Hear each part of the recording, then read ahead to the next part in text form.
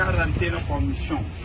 namita anili miafaturu ili takia mfarta takia kaito de manamba ni sun baba boka red sai manua nasi nyara kampu de yang vina apsata ni asai anan district reta iverna anatanarivo aluani alatsinainy izao raha tsy misy ny accord politique hitadiavana lala mba ahafahana mametraka ny